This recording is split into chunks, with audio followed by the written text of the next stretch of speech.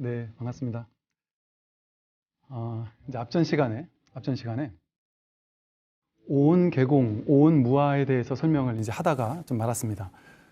나라는 존재는 몸과 느낌, 생각, 의지, 의식이라고 해서 오온으로 이루어졌다라고 이제 오온이라는 가르침에 오취온이라고 해서 이 색수상 형식을 우리는 나라고 해서 쌓아놓는다라고 했습니다.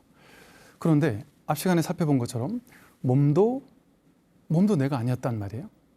느낌, 생각, 감정, 의지, 의식도 내가 아니었습니다. 근데 신기한 점은 그럼에도 불구하고 어릴 때부터 우리는 지금까지 5살 때의 그 몸과 마음과 느낌, 그 오온과 지금의 이 오온은 같은 존재가 아님에도 불구하고 우리는 그때도 나라고 여기고 그때도 홍길동이라고 하고 지금도 똑같이 홍길동이라고 부른단 말이에요. 그러면서 내가 그렇게 변화해 왔다. 내가 그것도 나고 이것도 나고 이건 다 나야 이렇게 생각해 왔습니다. 몸은 내가 아니고 느낌도 생각도 의지의식도 내가 아니었음에도 불구하고 신기한 것은 그럼 내가 여기는 없네요. 그죠? 여긴 지금 내가 없어야 돼요. 이건 잠시 인연 따라 왔다 가는 것일 뿐이에요. 그럼 몸도 내가 아니고 마음도 내가 아니면 여기는 내가 없어야 되거든요. 없는데도 불구하고 아무것도 없는 것은 아니에요. 그러니까 가만히 보십시오. 이 우리가 나라고 느꼈던 이 자아라고 생각했던 그것이 10대, 20대, 30대 그 자아, 이 자아, 지금의 이 자아 나다 하고 이렇게 생각하며 살아왔는데 그 나다 하는 그게 고정된 실체가 아니었더라는 것이죠. 그러니까 어쨌든 여기 지금 나라는 건 있잖아요. 있으니까 지금 여러분들이 제가 하는 말을 듣고 있고 이렇게 몸의 감각을 느끼고 있고 이렇게 숨을 쉬고 있거든요. 보고 듣고 생각도 하고 느낌도 느끼고 다 한단 말이죠. 근데 이것을 도대체 그러면 무엇이 하는 걸까요? 이렇게 내가 있다는 것은 확실한데 지금까지는 온이 이것을 한다고 생각했어요. 눈이 하지, 내 몸이 하지, 내 마음이 하지, 뭐 뇌가 하지 그러면서 생각해 왔었습니다. 그런데 가만히 조사해 봤더니 냉철하게 낯선 시선으로 파악해 봤더니 사유해 봤더니 몸도 내가 아니고 느낌, 생각, 의지, 의식도 내가 아니었다. 그 어떤 것도 나라고 할 것이 없음에도 불구하고 여기 이렇게 나는 있어요. 10년 전에도 있었고 20년 전에도 있었어요. 그럼 그 나는 뭘까요? 그 나는 언제부터 있었던 걸까요? 그 나는 어떻게 생긴 걸까요? 분명히 여기 지금 뭔가가 지금 이렇게 보고 듣고 하고 있는 나는 있는데 그게 몸은 아닌데 느낌, 생각, 감정도 아니었단 말이야? 그럼 뭐가 이렇게 보고 있는 거지? 뭐가 이렇게 듣고 있는 거지? 뭐가 이렇게 삶을 살아온 걸까? 10대 때, 20대 때, 30대 때 나라고 느꼈던 그 나는 도대체 무엇이었을까? 근데 그것은 모양이 없고 또 크기도 없습니다. 내 몸을 중심으로 내 피부 안에만 있을까요? 피부 바깥에는 없을까요? 이 몸이 내가 아닌데 어떻게 이 몸이라는 피부를 중심으로 안팎을 나와 너라고 나눌 수 있죠? 우리는 당연히 이 몸이 나야라고 했을 때는 이 피부 안에는 나고 피부 바깥은 세상이야, 남들이고 내가 아니야 라고 생각해 왔지만 피부 바깥이 정말 내가 아닌가요? 몸이 내가 아닌데 어떻게 그렇게 할 수 있죠? 무엇을 나라고 할 수 있는 무언가가 없음에도 불구하고 이 나는 있고 없음을 넘어서서 있는 것 같아요. 그것을 이제 그냥 나라고 해보자는 것이죠. 이게 진짜 나, 내가 여태까지 거짓 나, 가짜 나, 오온으로서의 나가 아닌 뭔지 알 수 없지만 이 뭔가 진짜 이것을 이제 옛날 큰 스님들은 이 송장 끌고 다니는 이놈이 누구냐 이런 식의 표현을 썼습니다. 이것이 이제 화두죠. 간화선에서 말하는 나는 무엇인가, 나는 누구인가. 나는 누구인가 이러면 어떤 존재, 누구라는 어떤 사람인 것 같은 존재를 지칭하는 것 같아서 나는 도대체 무엇인가. 크기가 있는 것도 아닙니다. 내 안에 있는지 밖에 있는지도 알 수가 없어요. 그러나 늘 이렇게 있습니다. 어떻게 알 수 있을까요? 내가 여기 이렇게 늘 있는 걸 어떻게 알 수 있을까요? 그냥 이렇게 보고 있어요. 늘 이것이 감각은 되지만 이게 뭔지 뭐라고 말로 할 수도 없고 어떤 지칭할 수도 없고 만져볼 수도 없고 모양 있는 것도 아니고 크기가 있는 것도 아니다.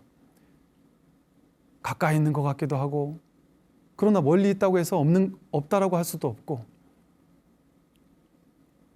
이 우주 허공에 다 있는 것 같기도 하단 말이죠. 그래서 허공성이라는 표현을 쓰기도 했습니다. 도대체 이것은 무엇인가? 이것을 이제 서원에서는 공적 영지심이다라는 표현을 쓰기도 했어요. 이 나 자리, 나라고 하는 이게 진정한 나는 무엇이냐? 나의 본래 면목이 무엇이냐? 몸도 내가 아니고 오온이 내가 아니라면 그럼에도 불구하고 이렇게 살아있는, 이렇게 살아서 말할 줄 알고 생각할 줄 알고 행동할 줄 알고 볼 줄 알고 들을 줄 아는, 견문각제할 줄 아는 이것은 도대체 무엇이냐? 이것은 텅 비어서 아까 그 10대 때의 나나 지금의 나, 이 나라는 이 자리에 있으면 이건 모양이 없잖아요. 크기가 없잖아요. 어떻다라고 설명할 수조차 없습니다. 그것을 공적이다라고 표현을 한 것이죠. 진울스님께서는 공적하다, 텅 비었다, 공하다라, 공성이다라는 표현을 쓰기도 하죠. 이걸 이제 무아라고도 하죠.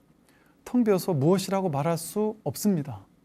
공적한데 신기하게 이렇게 보고 듣고 안단 말이에요. 보면 보는 줄 알고 들으면 들리는 줄 알고, 이것을 영지라고 해서 소소영령하게 무언가 알고 있는 무언가가 있다.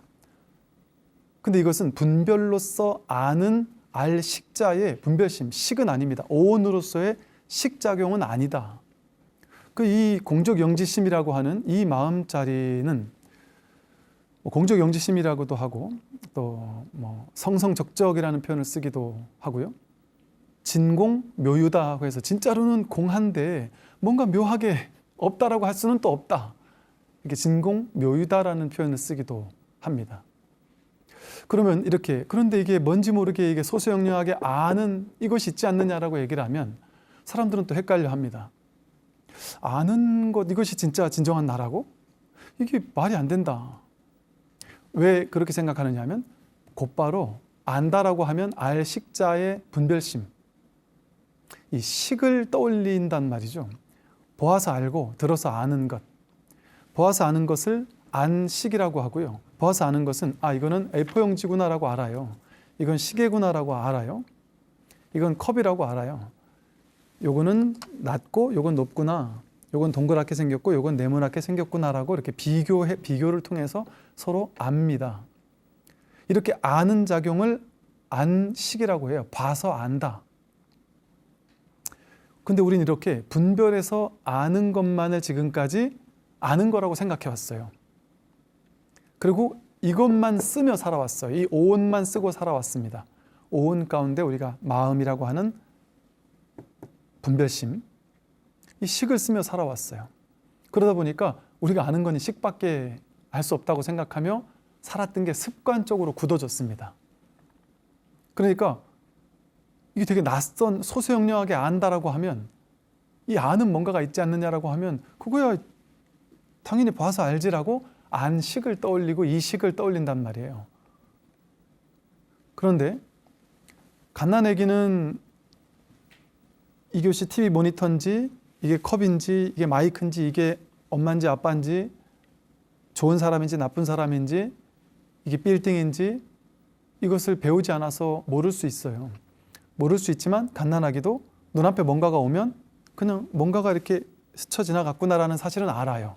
봐서 알아요. 또 갓난아기도 어떤 소리가 들리면 이걸 분별해서 듣지는 못해요. 이식작용, 식의 증장이 많이 일어나지 않았기 때문에 이식, 귀이자, 알식자, 귀로 듣고 아는 작용을 일으키지는 못합니다. 갓난아기는 들어서 알고 나서 이게 무슨 소리야 라고 분별하지는 못한단 말이에요. 근데 그런다고 해서 이 아이가 이 아는 마음, 이 소소영령하게 아는 마음, 그것도 없나요? 그건 있습니다. 처음부터 우리가 가져왔던 감각, 늘 쓰고 있는 감각, 이것이 분별심으로 눈으로 봐서 알고, 귀로 들어서 알고, 냄새 맡아 알고, 맛봐서 알고, 감촉 느껴 알고, 생각해서 아는 것, 이 알식자, 이 분별심만을 가지고 우리는 지금까지 살아왔는데 아주 낯선 시선으로 이 분별심 이전에 첫 번째 자리에서 분별심이 일어났다라고 하는 것은 먼저 아는 순수한 갓난아기가 알듯이 그냥 있는 그대로를 있는 그대로 아는 분별 이전에 정견으로 아는, 분별 없이 그냥 보고 그냥 들을 수 있는 이 근본 능력이랄까요? 생각으로, 색안경으로서 걸러서 해석해서 보거나 듣지 않는 마음, 이 순수한 마음, 이것을 그래서 인도에서는 순수의식이라는 표현을 쓰기도 하죠. 이름은 뭐라고 붙이더라도 그게 중요하지 않은데, 우리가 여기 익숙하진 않지만 당연히 보자마자 분별하고 해석한 것만 우리는 익숙하잖아요. 그러다 보니까 이 그냥 보는 자리, 이것이 먼저라는 사실에는 낯선 거예요. 마치 뭐와 같으냐면 어르신들은 보면 이렇게 눈이 조금 안 좋으시다 보니까 여기 이렇게 선글라스 같이 이렇게 색감이 들어간 안경을 쓰시겠죠. 그러면 색감이 들어간 안경을 쓰면 그 색감을 통해서 이제 세상을 봅니다. 그러니까 세상을 약간 어둑어둑하게 보기도 하고 그러겠죠. 또 안경에 뭔가 먼지가 많이 끼면 세상이 흐릿하게 보이기도 합니다. 그러다가 안경을 싹 닦으면 또 깔끔하게 보이죠. 그런데 우리는 세상을 보면서 안경 바깥의 세상만을 당연하게 보며 살아왔습니다.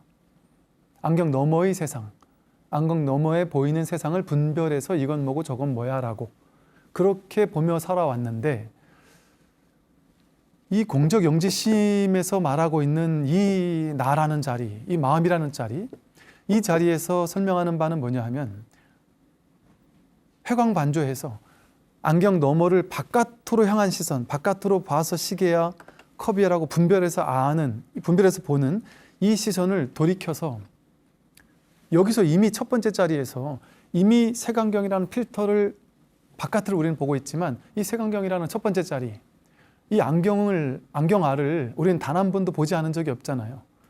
안경알을 통하지 않으면 안경 바깥 세상을 볼 수 없습니다. 당연히 우리는 첫 번째 자리로 안경알을 먼저 보고 그 다음에 세상을 보거든요. 그런데 우리는 안경 너머에, 안경 바깥에 있는 세상을 보는 거에만 익숙해 있고, 또 그것을 나라고 여기고 너라고 여기면서 좋은 건 더 갖고 싶고 싫은 건 버리고 싶고 더 좋은 걸로 내 주변을 치장하고 싶고, 이런 분별심, 취사간택심, 탐진치 삼독심, 이런 마음들에 구속되어서 살다 보니까 이 순수한 첫 번째 자리, 첫 번째 있는 그대로를 있는 그대로 보는 이 순수한 암, 이 자리는 익숙하지 않은 거예요. 그러나 이 자리가 없었나요? 이 공적 영지심이라고 말하는 이 텅 빈 그냥 소소영리하게 아는 이 마음이 우리에게 없었습니까? 언제나 있었어요. 이것이 없으면, 우리는 이 안경알이 없으면 세상을 볼 수 없습니다. 버스를 타고 서울에서 부산까지 가면 바깥 풍경이 펼쳐지는데, 우리는 항상 바깥 풍경만 좋구나 나쁘구나 이렇게 바라보지만 그 눈앞에 있는 유리창, 그것을 보지는 못했단 말이죠. 그런데 마치 이것과도 같은 시선의 전환이랄까요? 관점의 전환이랄까요? 난생 한 번도 해보지 못한 낯선 어떤 회광반조의 전환, 돌이켜서 바깥만을 보면서 분별하고 살아오던, 그래서 분별의 지식, 아르마리가 얼마나 많으냐 얼마나 적으냐가 인생에서 너무 중요하다고 느끼며 살아왔던 그러한 인식에서 문득 돌이켜서 회광반조해서 지금 여기 먼저 드러나고 있는 이 공적 영지심이라고 부르고 있는 이 진정한 나의 자리, 갓난아기 때도 나라고 했고 10대, 20대, 30대를 거쳐오면서 계속 나라고 했지만, 이 낯선 시선으로 보니까 몸도 내가 아니고 느낌, 생각, 감정, 의지, 의식이 내가 아니었는데도 불구하고 그래도 여기 내가 있다는 것은 어쩔 수 없는 진실이란 말이죠. 여기 나는 늘 있어 왔단 말이죠. 근데 그 내가, 그 나라고 했던 그 나의 자리, 그 자리가 진짜 뭐냐, 여기에 우리는 관심을 가져보지 못했다. 마치 눈이 눈을 보지 못하는 것처럼 하나는 하나를 볼 수 없습니다. 우리가 본다라고 하는 것은 뭐냐면요, 여기서 이제 12처 18개의 교리가 여기서 생겨난 것인데요, 눈, 귀, 코, 혀, 몸 뜻이 나의 감각기관이 바깥에 있는 색성향 미촉법이라는 바깥 외부 대상을 접촉하면서 내 눈이 바깥 경계를 본다라고 둘로 나누어서 봅니다. 이걸 우리 중생들은 지금까지 본다라고 알고 살아왔던 거예요. 내 눈이 바깥 세상을 본다, 이것밖에 할 줄 모른단 말이에요. 이렇게 둘로 나누는 분별. 그러니까 내 눈이 바깥 세상을 볼 때 자연스럽게 분별의식, 안식이라고 하는 분별의식이 일어나요. 그러니까 여기서는 벌써 내 눈이 있고 바깥 세계가 있고 바깥 색경이 있고 거기 분별의식이 있고 이 세 개가 벌써 나누어지잖아요. 근데 법은 불이법입니다. 이렇게 둘로 셋으로 넷으로 쪼개지지 않습니다. 정말 내 눈이 바깥 경계를 보는 게 맞을까요? 그냥 순수한 이 첫 번째 자리에 있을 때는 사실은 그냥 먼저 봄이라는 이 하나의 자리, 이 하나가 먼저 드러나 있습니다. 여기는 둘로 내가 저것을 본다라는 그런 것이 없어요. 반야심경에서 말하듯 무안이비서신의 무색성향 미촉법 무안계 내지 무의식계가 진실입니다. 새벽부터 산을 올라가서 산 정상에 올라갔더니 설악산 정상에서 저 속초 바닷가가 쫙 보이고 그 위로 아침 해가 떠오르는 모습을 바라볼 때 그 생각으로 헤아릴 수 없는 그냥 그 압도되는 풍경 속에서 생각이 딱 멎은 것처럼 보는 그 봄은 내가 저것을 보는 그런 봄이 아닙니다. 그냥 봄 하나만이 있어요. 소수영령하게 보는 이 첫 번째 자리에서 보는 이 분별로서 보는 안식이 보는 개념이 아니란 말이죠. 그냥 이 봄 하나입니다. 여기에서는 나와 너가 둘로 나뉘어지지 않습니다. 이처럼 우리들은 아주 낯선 감각이지만 이 감각이 너무나도 낯선 감각이고 맨날 쓰고 살아왔고 맨날 이 속에 있으며 살아왔지만 마치 TV 브라운관에서 뭐 멜로 영화도 나오고 또 뭐 폭력 영화도 나오고 아주 잔인한 영화도 나오고 하잖아요. 뉴스도 나오고 다양한 것들이 내용물을 쫓아가면 온갖 다양한 것들이 이 브라운관 위에 생겨났다 사라졌다 생겨났다 사라졌다 합니다. 근데 그걸 보고 실제라고 여기면 그걸 보고 우리가 그 영화 속에 빠져들어서 사로잡히죠. 그래서 거기에 완전히 몰입이 되다 보면 그 영화 속을 보면서 나라고 느끼며 함께 울고 웃고 한단 말이죠. 그 내용에 빠지면 우리는 거기 사로잡혀서 울고 웃고 합니다. 그런데 내용에 빠지지 않는 이 바탕, 이 브라운관 위에 멜로 영화가 나오든 폭력 영화가 나오든 좋은 영화, 나쁜 영화, 어떤 영화가 나오든 이 브라운관은 늘 그냥 텅 비어 있는 것처럼 이 종이가 깨끗하게 텅 비어 있어야 이 위에다가 그림을 그릴 수 있잖아요. 여기 뭔가를 그리려면 여기 뭔가 이렇게 바탕이 있어야지만 그릴 수 있습니다. 뭔가가 딱 드러났다고 하는 것은 벌써 이 바탕이 있다라는 것이거든요. 근데 우리는 여기다가 이렇게 숫자 짝대기 하나를 제가 딱 그려놓고 이게 뭡니까? 라고 물어보면 사람들은 숫자 1입니다. 이렇게 답을 해요. 이걸 보고 점을 딱 찍어 놓으면 점입니다. 이렇게 얘기해요. 근데 사실은 여긴 점이 있습니까? 숫자 1이 있습니까? 바탕이 먼저 있잖아요. 근데 바탕을 보진 않고 바탕 위에 드러난 모양만을 보는 것이죠. 이것을 이제 금강계에서는 상을 취한다 이럽니다. 대상 경계를 보고는 그 모양만을 취해서 우리는 그것을 분별하면서 그 모양을 분별하면서 거기에 일희일비하면서 그게 정말인 양, 실제인 양 느끼며 살아가고 있다는 것이죠. 근데 사실은 그것이 있으려면 그 바탕이 되는, 그 배경이 되는 것이 먼저 있어야 됩니다. 그러나 이 바탕, 배경이 되는 이 뭐랄까요? 그 선에서 쓰는 용어는 뭐 마음짜리, 본래 면목, 주인공, 뭐 불성, 뭐 이런 식의 뭐 다양한 표현을 쓸 수 있어요. 그런데 이렇게 표현을 쓰면 또 어떤 사람들은 부처님 가르침은 무아인데 불성을 주장하는 사람들, 참나를 주장하는 사람들은 전부 다 외도다, 뭐 이런 식으로 얘기를 하는 분들이 계세요. 그것은 선을 제대로 잘 공부를 못 하셨거나 잘 모르는 분들일 겁니다. 선에서 깨달음의 단계 아닌 단계를 설명할 때 시부도를 설명하잖아요. 근데 시부도에 우리가 발심을 해서 도를 찾아요. 그래서 소를 찾습니다. 견적, 견우, 소를 딱 보고 소를 키우거든요. 소를 키우다가 나중에는 소가 사라집니다. 즉 시부도를 보면 중간에 소라는 것은 임시로 방편으로 잠시 중생을 교화하기 위해서 잠시 쓰는 방편일 뿐입니다. 어떤 실제적으로 그것이 실제로 있다 이렇게 할 수 있는 무언가가 아니다라는 것이죠. 그런데 불교 역사를 보면 2500년이 이어오면서요, 방편은 자꾸만 진화하고 진보하고 발전합니다. 저도 이제 그런 걸 느끼는데요. 제가 중고등학교 때 수학 문제 풀고 영어 공부할 때는 지금같이 이렇게 뛰어난 교수법이 좀 없었던 것 같아요. 그러니까 지금 영어 가르치는 분들 이렇게 가끔 보거나 수학 이런 게 한 번씩 보면, 야, 어떻게 저렇게 가르칠 수 있지?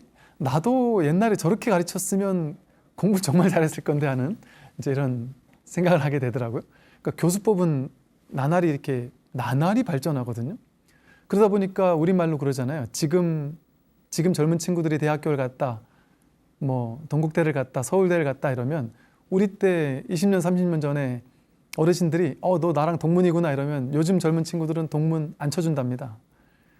왜냐하면 지금 애들이 옛날 사람들보다 훨씬 같은 대학교를 다녀도 훨씬 공부를 많이 하고 더 잘한다라는 거죠. 누가 그러더라고요. 그럴 법한 것이 그만큼 교수법이 뛰어나지니까. 그런데 불교 역사도 마찬가지입니다.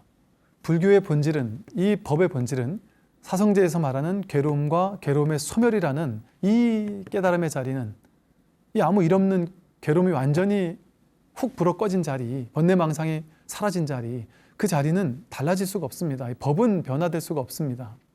그러나 이 법을 가리키는 다양한 방편들은 끊임없이 변화 발전될 수도 있고, 또 그런가 하면 이 법이 사라지는 시대에는 또한 더 왜곡될 수도 있고 오염될 수도 있는 양면의 그 가능성을 다 갖추고 있는 것 같아요. 이 말씀을 드린 이유는 대표적으로 제가 느끼기에 인류 역사를 봐도, 불교 역사를 봐도 그렇듯이 선불교, 초기 선불교의 당나라 때의 그 초기 선불교의 그 육조 해능 스님, 남전, 마조, 황벽, 임재, 조주 하는 그 당시의 선의 황금기라고 불리는 그 당시의 직진심이라고 하는 이 선의 가르침, 이것이 다소 오해의 소지가 있을 수는 있죠. 왜냐하면 무아라는 가르침, 또 아트마는 그런 건 없다라고 얘기하는 그런 초기 불교에서 봤을 때는 뭔가 본래 면목, 주인공, 불성, 소를 찾으려고 하니까, 견성이라고 하니까 성품이라는 뭔가, 자성이라는 뭔가를 내세우는 것 같으니까 무아와 위배되는 것처럼 착각하는 그런 사람들이 있지만, 이 선의 가르침이야말로 놀라운 그 교수법의 아주 혁명적인 변화, 전환이 아닌가 하는 생각이 듭니다. 저 또한 옛날에 윗바사나 명상, 온갖 그런 정통적인 불교 수행뿐만이 아니라 연불, 독경, 절수행, 다양한 수행뿐만이 아니라 다양한 명상 또는 정신세계, 철학, 종교, 다양한 곳에서 이야기하는 수많은 그 수행법들이나 이런 것들을 좀 공부한 적이 있었어요. 그런데 생각보다 쉽지가 않았습니다. 하루 종일 몸과 마음을 있는 그대로 지켜보고 깨어있는 마음으로 관찰한다, 알아차린다, 이걸 하루 종일 그 알아차림이 유지되도록 한다, 이것이 쉽지가 않았습니다. 그래서 많은 사람이 실제 좌절하고 있거나, 아니면 그러다가 문득 어떤 선정을 체험하거나 그랬을 때의 그 황홀감이랄까요? 그 선정의 체험의 어떤 남다른 그런 경계 체험을 통해서 이것이 깨달음 아닌가? 이것이 도가 아닌가? 해서 또 다른 어떤 더 높은 선정을 추구하거나, 전에 느꼈던 그 선정을 다시 추구하려고 하거나 하면서 그 선정에 취착하게 되는 이런 오류를 범하기도 한단 말이죠. 물론 선정은 깨달음으로 가는 아주 좋은 방편이 되기도 합니다. 석가모니 부처님도 선정을 통해 깨달음에 가는 사람이 있고 선정이 없이 깨달음에 이르는 사람도 있다라고 이렇게 말씀을 하셨거든요. 좋은 방편이 될 수는 있으나 중요한 점은 그것이 깨달음이라고 착각해서 그 선정에 취하게 되면 그것은 오히려 공부에 방해를 가져오기가 쉽다. 이건 견성의 체험도 마찬가지입니다. 그 체험되는 그 순간에 쑥 내려가는 그런 어떤 그 체험의 모양, 그것은 깨달음이라고 볼 수가 없어요. 그것은 왔다가 가는 것일 뿐이죠. 진정한 이 법이라는 것은 변할 수 없습니다. 그러나 뭐랄까, 법을 가리키는 직진심하는 이 방법론이랄까요? 방편의 쓰임, 이런 것들은 변화 발전할 수가 있는데, 그 중에 가장 놀라운 것이 이 선의 가르침, 직진심의 가르침이 아닌가 싶은 생각이 듭니다. 많은 분들이 이 직진심을 통해 괴로움이 한번 쑥 내려가는 체험을 하신 분들이 하는 말씀을 들어보면 어떻게 얘기하시냐면, 전에는 내가 윗바사나를 하려고 너무 고생을 하고 너무 애를 썼는데 내가 애쓰지 않아도 이 알아차림이 그냥 저절로 알아차려지는 측면, 저절로 깨어있는 측면, 저절로 내가 하는 삶과 행동과 이 모든 것들을 그냥 바라봐지는 측면이 있고, 또 바라보고 나서 나도 모르게 이렇게 끌려가는, 그 생각에 끌려가고 느낌에 끌려가고 그 상황에 끌려가고 내가 맞다고 느끼는 그 생각에 끌려가는, 휙 끌려가리는, 거기에서 훨씬 자유로워진다. 한 발 떨어져서 이렇게 바라보는 것이 훨씬 힘을 가지는구나 라는 이야기들을 많이 하시는 걸 볼 수 있거든요. 즉 그냥 알아차려라 하는 것보다, 알아차려라는 건 뭔가를 하라는 거잖아요. 근데 사실은 이 공부는 유의법이 아니라 모의법이라고 했죠. 유의 조작하는 공부가 아닙니다. 불교의 중도라는 수행은, 진정한 불교 수행은 뭔가를 하는 것이 아닙니다. 하되 함이 없이 하는 것이죠. 물론 그렇다고 안 하는 것이 아니죠. 하되 함이 없이 하는 것이다. 유의 조작으로 하는 것이 아니다. 중도 수행이라는 것은, 알아차림이라는 것은 내가 알아차림을 하는 것이 아니라 사실은 늘 저절로 알아차려지고 있습니다. 이런 소리가 들릴 때 이 소리는 내가 애써야 듣나요? 내가 듣나요? 여러분, 제가 하는 소리를 듣지 말아보세요. 아아 하는 이 소리를 듣지 말아보세요. 듣지 말아집니까? 자연스럽게 들려요. 이 첫 번째 자리에서 듣는 이 이 알아차림, 이 공적 영지심, 이것은 우리에게 누구나 이미 갖추고 있는 겁니다. 본연의 성품입니다. 그래서 본래 성품이라고 하죠. 누구에게나 이미 완벽하게 갖추어져 있는 것이라고 하죠. 억지로 애써서 개발하거나 갈고 닦아서 만들어내고 조작해야 되는 것이 아니다. 그래서 불교는 없는 것을 만들어내는 가르침이 아닙니다. 여기서 저기로 가는 가르침이 아닙니다. 추구심이 딱 멈춰져야 한다. 그래서 선에서 회광반조라는 것이 바깥을 향해서 끊임없이 도를 구하고, 바깥에 도가 있다고 생각해서 그 도를 구하려 가려고 하면 필시 여기서 저까지 가는 수단이 필요해요. 그걸 수행이라고 하죠. 그러니까 성문승, 영각승, 보살승, 다양한 타고 가는 방법이 필요하단 말입니다. 그러니까 수행법이 필요해요. 연불, 독경, 참선, 간화선, 다양한 수행법을 통해서 저쪽으로 간다고 생각해요. 그런데 그 모든 수행법의 본질은, 불교 수행법의 모든 것들은 사실은 이것을 알고 수행을 해야 된다는 거죠. 그 수행이 잘못됐다는 얘기가 아니라 그 수행을 하더라도 그 수행의 본질이 무엇인지, 여기서 저기로 가기 위한 방법론으로서 수행하는 것이 아닙니다. 수행하되 수행하지 않는 이 중도적인 안목을 가지고 바른 안목을 갖춘 채 하되 함이 없이 하는 것이 진정한 수행입니다. 그래서 문득 연불하다가 독경하다가 화두를 들다가 윗바사나를 하다가 문득 회광반조하는 돌이킴이 있는 것이죠. 바깥을 향해, 어떤 깨달음을 향해 끊임없이 추구하다가 그 추구심이 한번 딱 끊어지는 순간이 온다.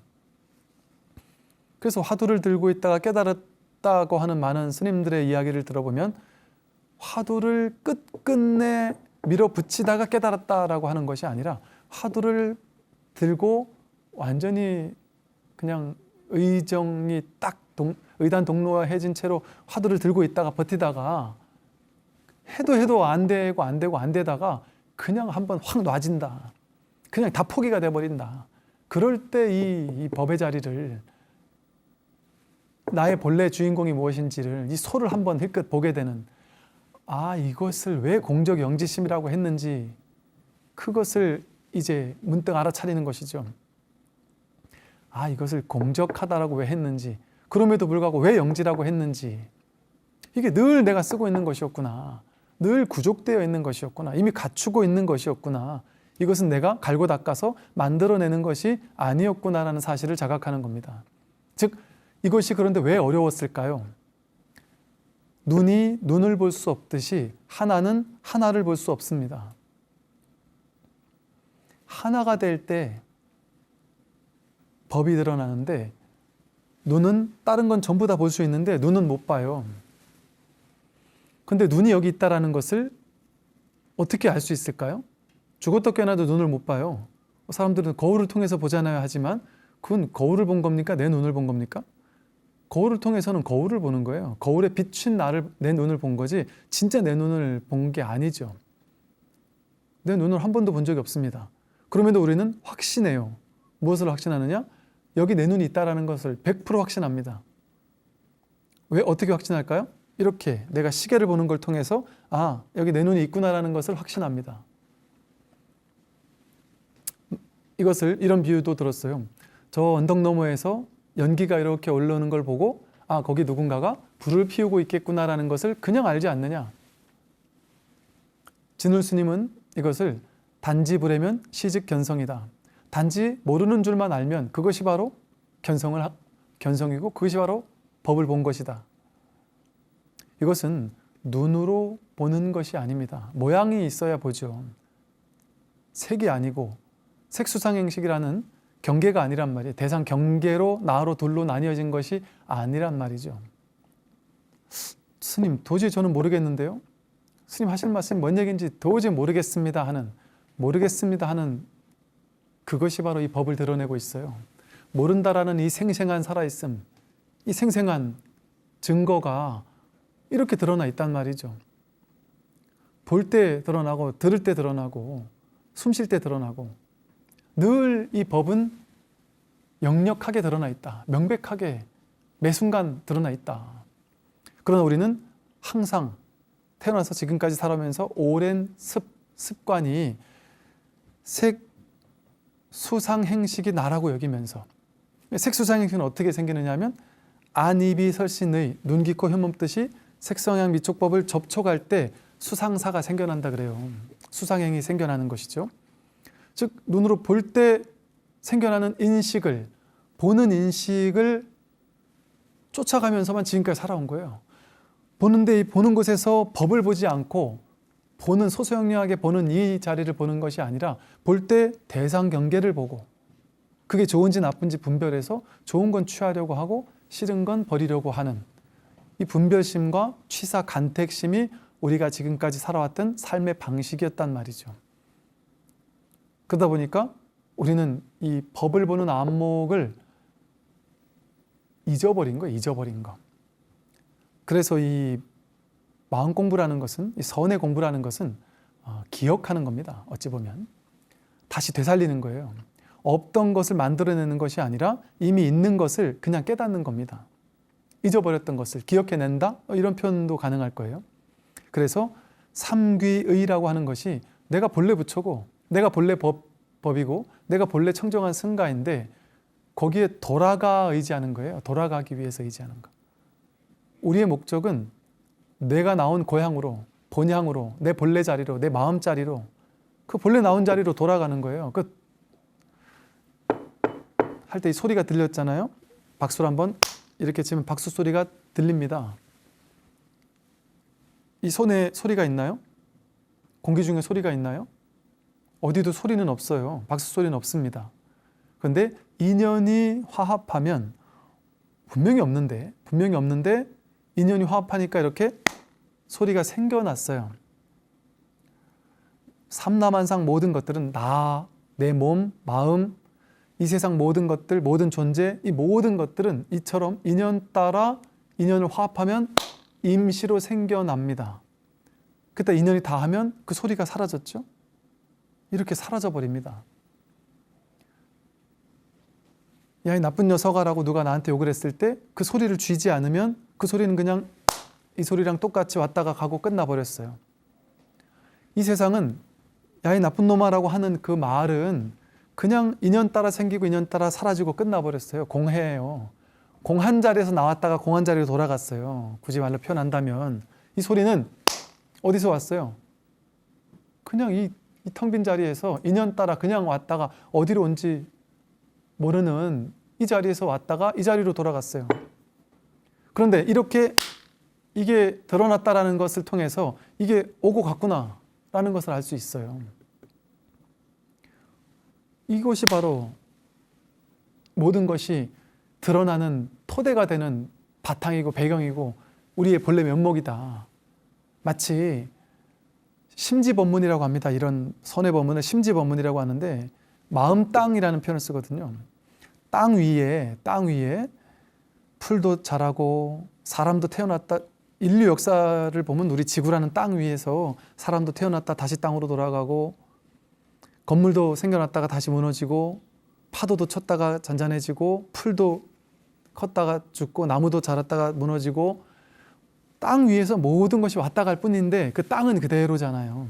그 위에서 그냥 인연 따라 모든 것이 왔다 갔다 할 뿐이지 그 땅은 본래 그대로 바탕으로서 배경으로서 있듯이 이 본래 자리는 이게 나온 자리는 여러분이 나온 자리는 여러분의 생각이 일어난 자리는 여러분이 생각을 일으키고 있잖아요.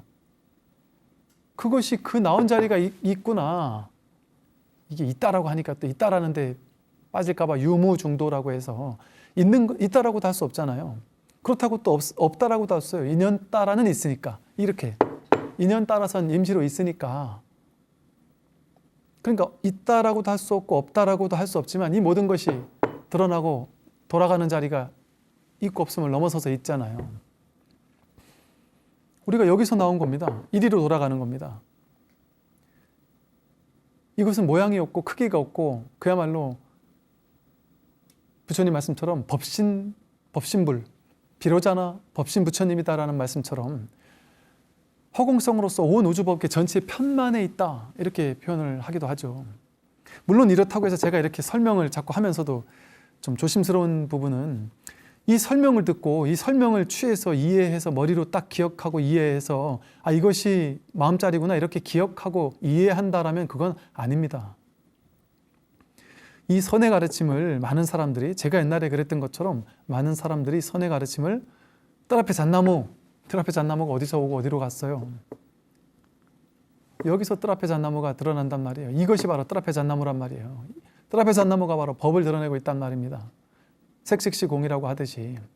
그런데 이렇게 가르치니까 너무 불친절하다 보니까 현대인들은 이게 이해가 안 되니까 머리로 조금이라도 이해는 돼야 내가 이 공부 한번 해볼까 하고 마음을 내는데 그냥 주먹 하나 들어 올리고 손가락 하나 들어 올리고 죽비 한번 꽝꽝 내려치면서 이게 법이다라고 하니까 마삼근이 법이다라고 하니까 이게 접근하기가 쉽지가 않았단 말이죠. 현대인들이.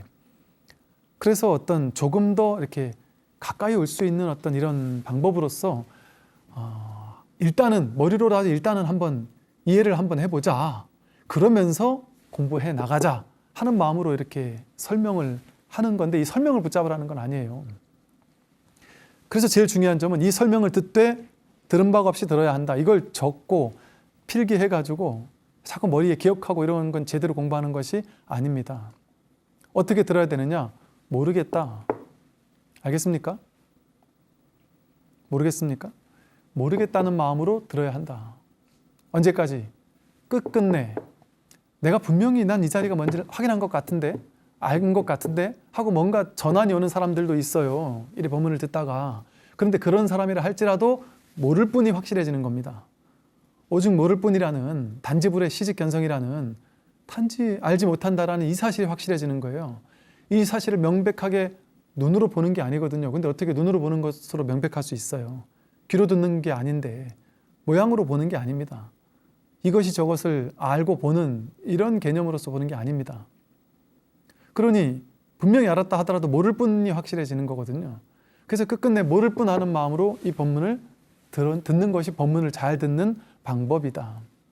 그래서 가슴이 답답하고 저 얘기가 뭔 얘기인지를 내가 확연하게 아직 소화가 되지 않는다면 저것이 무엇일까 하는 궁금한 마음을 그냥 안고 계속 법문을 듣는 거예요. 그러다 보니까 많은 분들이 저도 모르게 법문을 하루에 몇 시간씩 듣고 벌써 몇 달째 듣고 있는데 그냥 이거 답을 내고 싶은데 이게 내가 누군지, 이 본래 면목이 무엇인지를 확인하고 싶은데 여전히 모르겠다. 그게 바로 쉽게 말하고 가나선의 표현에 의하면 화두가 들려있는 상태입니다. 이 자연스럽게 화두가 들리는 것이죠. 그러니까 초기 선불교에서는 이런 방식으로 스승이 제자들에게 법문을 해주었고, 직진심의 법문을 해주었고, 이것을 모르다가 어느 날 문득 시절 인연을 만나 어떤 소리를 듣고 혹은 무언가를 보고 문득 자기 자신을 자각하게 되는 거예요. 확인하게 되는 거예요. 이 공적 영지심이라고 불릴 법하구나 하는 사실이 그제서야 비로소 소화가 된단 말이죠. 이렇게 오늘은 우리가 오온이라는 가르침을 많이 받지만 그 오온은 내가 아님에도 불구하고 이렇게 살아있는 이 나라는 이것이 무엇인지에 대한 어떤 선의 가르침을 통해서 한번 내가 누군지를 언뜻 한번 비춰볼 수 있는 이런 가능성이랄까요? 이 선의 이야기를 조금 이제 드렸습니다. 앞으로 조금씩 하나하나 좀 초기 불교 부처님께서 말씀하신 교리나 가르침이 어떻게 이 중도의 가르침으로서 이 깨어남의 가르침으로 괴로움의 소멸의 가르침으로 연결되는지에 대해서 조금 더 구체적으로 말씀을 드리도록 그렇게 하겠습니다. 오늘 오랫동안 듣느라고 수고 많고 고생 많으셨습니다. 모두 충분하십시오.